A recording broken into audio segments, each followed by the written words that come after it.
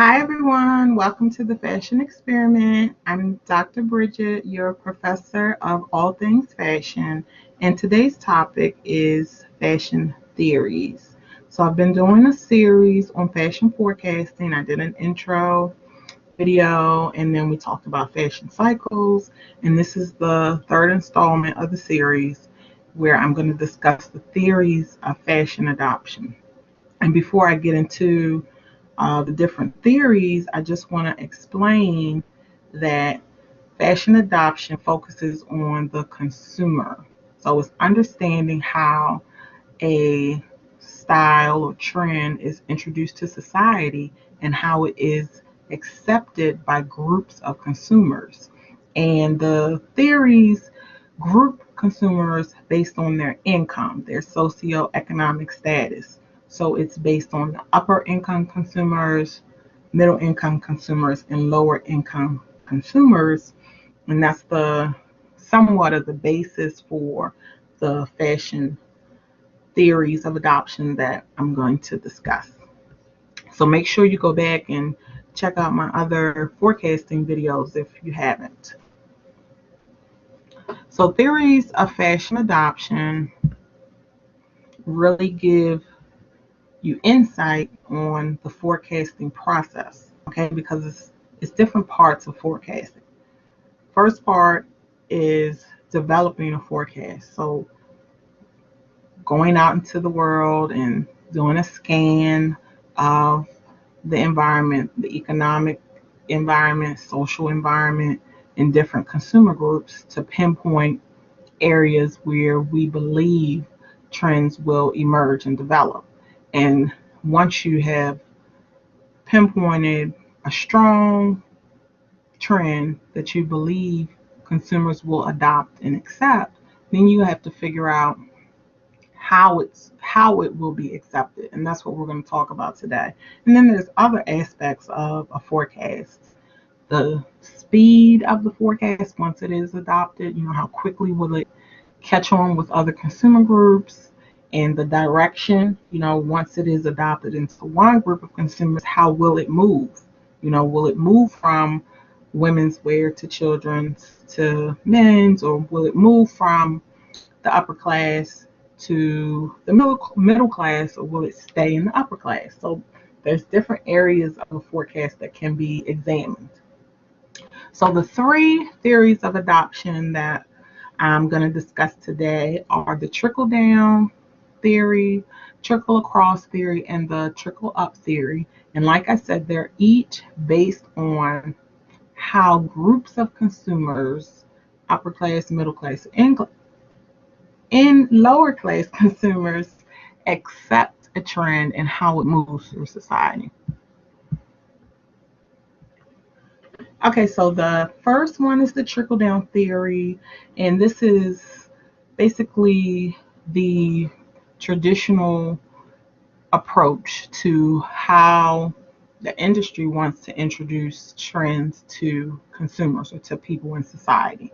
And that approach is introducing it to consumers during Fashion Week when designers, ready to wear designers and high end designers show their collections on the runway. So they anticipate, a lot of buzz, a lot of interest in Fashion Week, and a lot of press, a lot of attention, a lot of coverage. And mass media will show, all the celebrities who attend and all the different looks that were popular.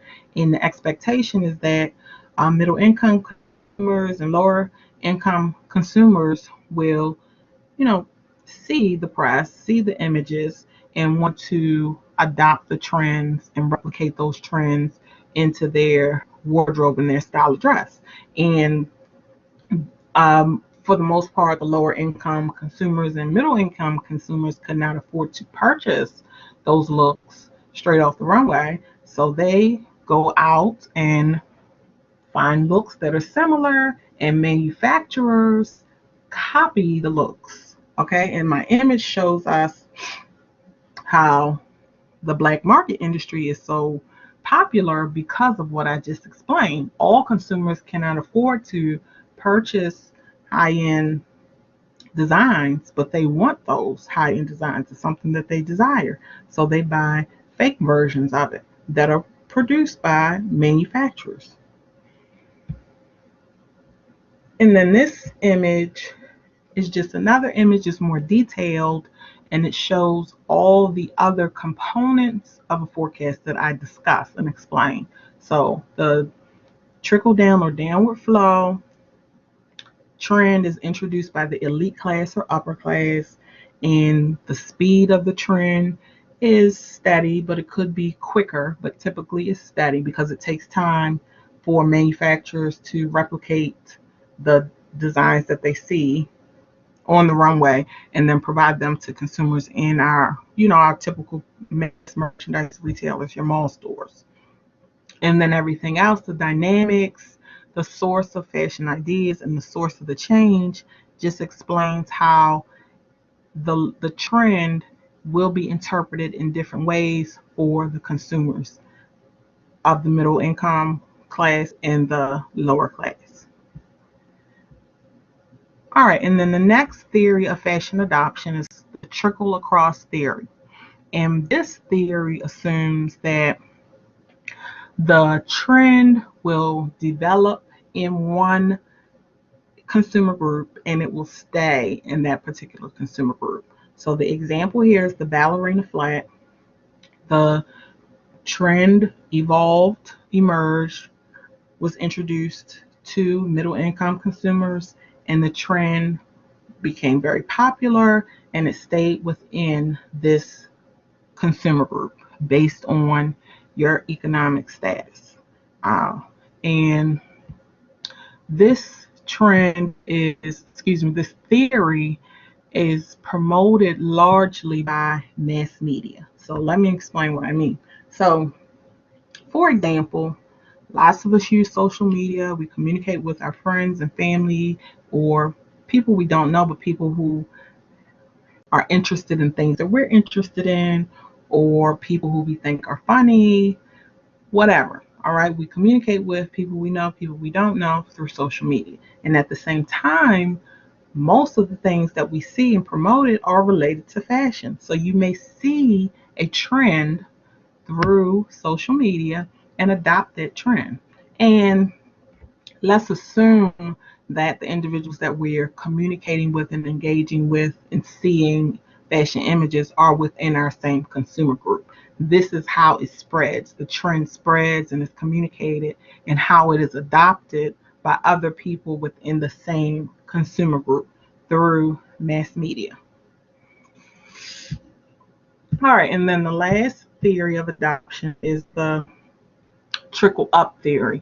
And this is basically the opposite of the first theory, trickle down, because here the trend starts with everyday people walking the streets. So that's what it means where the slide says fashion adoption begins from the streets. That just means the term the streets is just referencing everyday people living their lives all across the globe.